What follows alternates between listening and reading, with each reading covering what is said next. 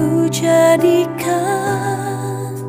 hati ini untuk kediaman-Mu. Minggu Paskah ke-6. Janji Tuhan Yesus. Selamat berjumpa Bapak Ibu, saudara-saudariku.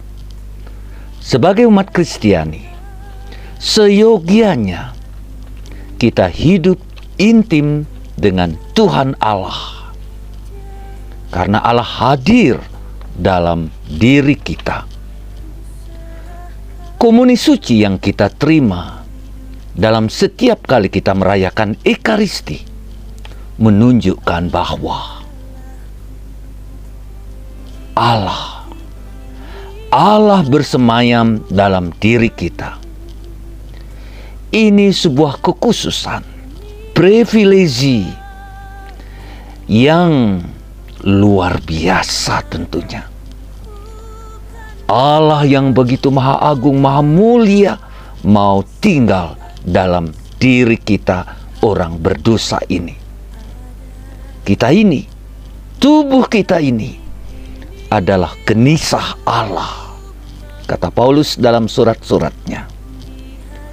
Karena itu, hormatilah, jagalah, dan rawatlah supaya tubuh ini layak menjadi kenisah Allah. Apa konsekuensinya? Konsekuensinya kita harus hidup sejalan dengan kehendak Allah, percaya dan hidup dalam kasih-Nya. Yesus mengumumkan akan datangnya Roh Kudus, Roh Penghibur, yang akan menghibur, meneguhkan murid-murid selama Dia tidak hadir. Dan Roh Kuduslah yang menyemangati mereka. Roh Kudus mempunyai peran yang sangat penting dalam relasi Bapa dan Yesus Sang Putra. Dia datang di antara kita. Roh Kudus berdoa bersama kita dan untuk kita. Yesus katakan begini, Roh Kudus akan mengajarkan kamu semua. Dia akan mengingatkan kamu kembali semua yang pernah kuajarkan kepadamu. Bapak, Ibu, saudara-saudariku, umat Tuhan yang terkasih.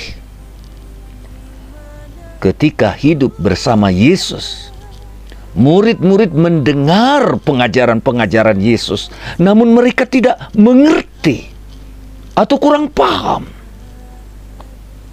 Tidak selalu menangkap pengajaran Yesus karena mereka mempunyai hati yang keras. Tidak cukup mendengarkan pesan, tetapi mesti menerimanya. Mesti kita terima lebih dahulu dan masuk dalam hati, sehingga kita pelan-pelan memahami. Para murid tidak mampu melakukan itu semua sebelum sengsara Yesus.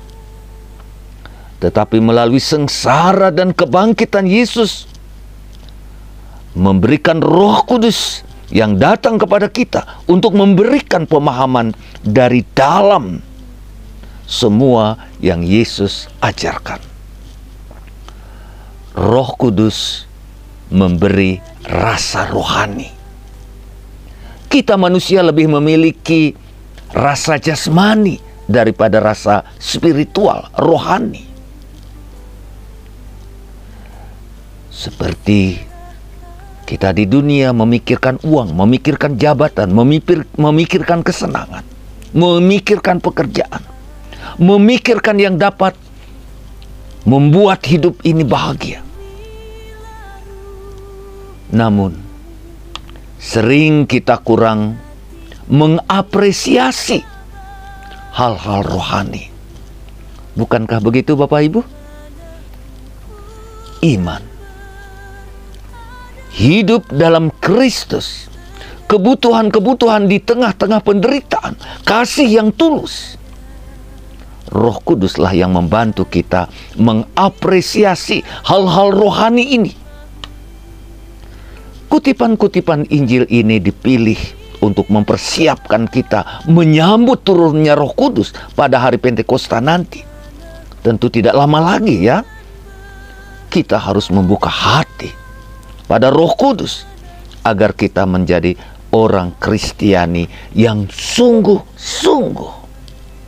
Yesus berkata, "Damai kutinggalkan bagimu, damaiku yang kuberikan kepadamu."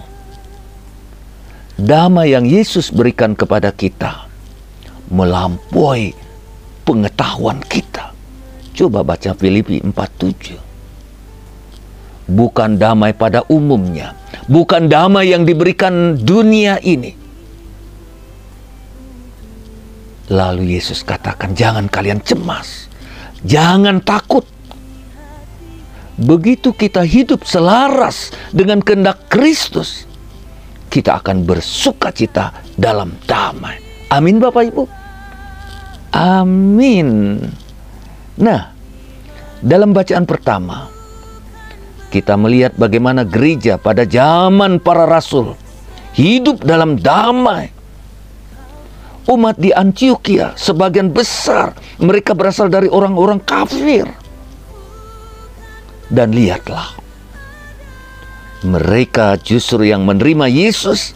Mereka hidup dalam iman dan dalam kasih. Justru umat yang berasal dari kaum Yahudi membawa kekacauan, membawa salah paham, pertikaian. Dan mereka membawa persoalan tentang sunat misalnya. Paulus dan Barnabas menolak orang-orang Kristiani dari kaum kafir yang diwajibkan untuk bersunat. Maka diadakanlah pertemuan, konsili. Dan inilah konsili yang pertama. Yang hadir pada waktu itu Petrus, Yakobus, Paulus, Barnabas. Dan mereka ikut ambil bagian intervensi untuk memecahkan masalah kesulitan yang dihadapi gereja pertama. Dan keputusan mereka bulat. Tidak perlu sunat.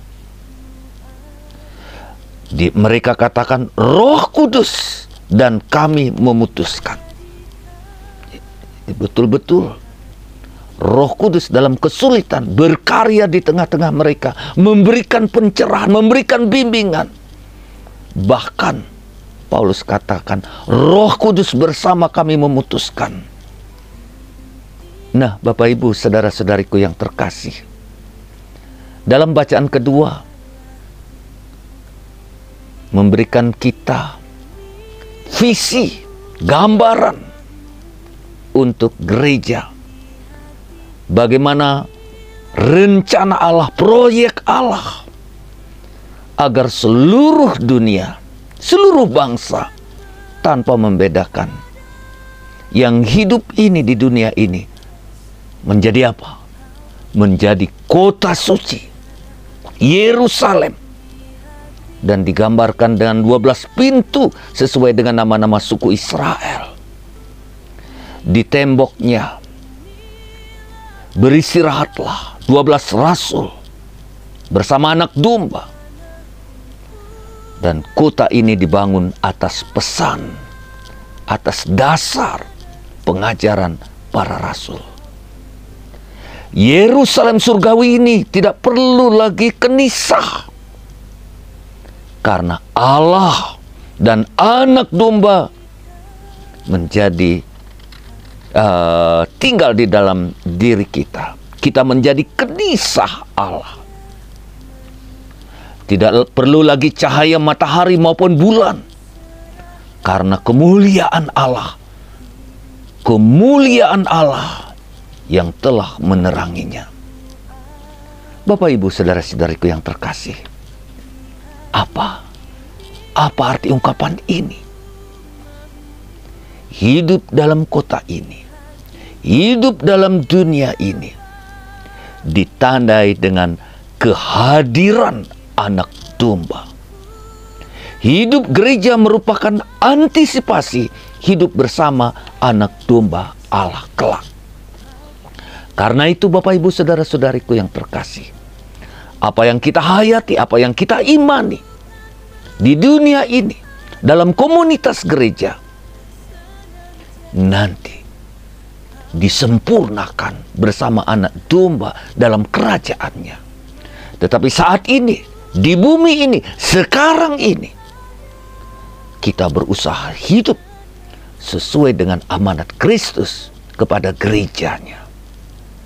Bukankah kita percaya gereja yang kudus, satu, Katolik, Apostolik, dan didasari atas iman para rasul, dihidupi oleh semangat kekudusan, kesucian, dan gereja yang menjalankan perutusan apostolik. Luar biasa. Gereja sungguh-sungguh menjadi kehadiran Kristus di tengah-tengah umatnya. Karena itu penting ketaatan kepada gereja, kesetiaan kepada gereja. Dan inilah yang memberikan harapan yang boleh kita alami saat ini di dunia dan nanti disempurnakan oleh Allah di surga kelak. Karena itu mari kita berusaha hidup taat, setia kepada gereja. Nah, semoga Bapak Ibu, semangat yang Yesus berikan kepada murid-muridnya dengan kehadiran Roh Kudus yang membimbing, dan kita akan berdoa bersama-sama mohon bimbingan Roh Kudus agar kita semua, agar gerejanya di dunia ini tetap satu, teguh, dan mengikuti ajaran dan tradisi para rasul. Luar biasa Bapak Ibu. Mari kita bersyukur. Gereja yang menjadi tempat tinggal kita, gereja yang menghadirkan Kristus, gereja tempat Kristus melanjutkan perutusannya. Kita semua adalah gereja, bukan? Berarti kita semua dikuduskan, semua diutus, dan semua kita diajak untuk bersatu dengan anak domba.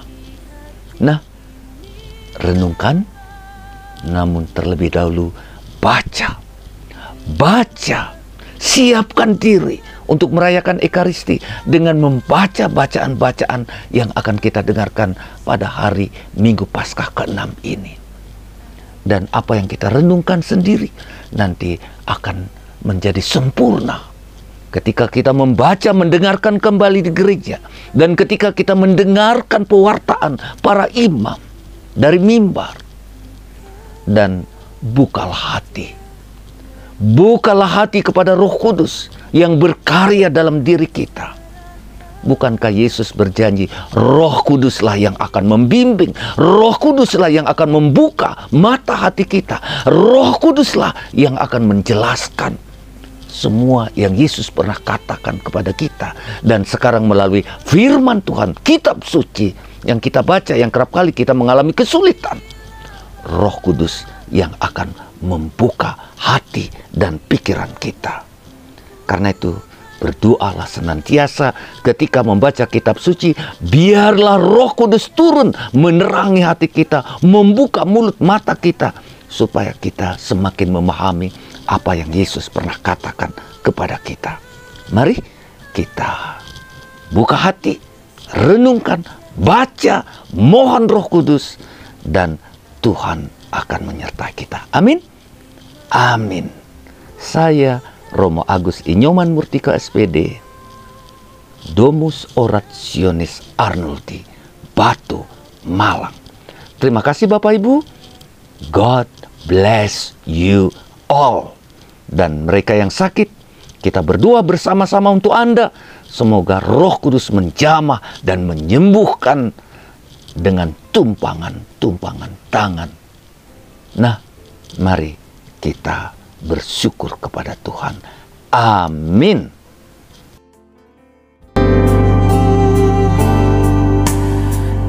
jadikan